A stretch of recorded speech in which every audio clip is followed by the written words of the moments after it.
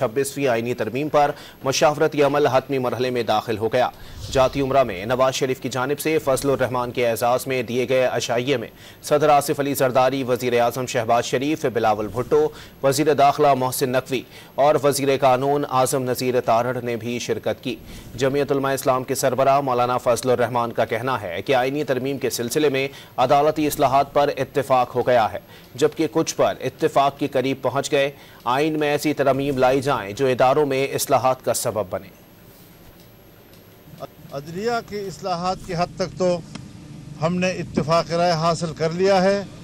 कुछ दूसरे नुकात हैं कि वहाँ पर भी हम इत्तेफाक राय के करीब तक पहुँच गए हैं और हमारे आज का इजलास इंतहाई हौसला अफजा रहा है। हम ये समझते हैं कि मुल्क में एक ऐसे निज़ाम को राइज किया जाए, आइन में ऐसी इस्लाहात लाई जाएँ, ऐसी तरामीम लाई जाएँ जो हर शोबे में इस्लाहात का सबब बने। बेहतर तौर पर हम आगे बढ़े हैं।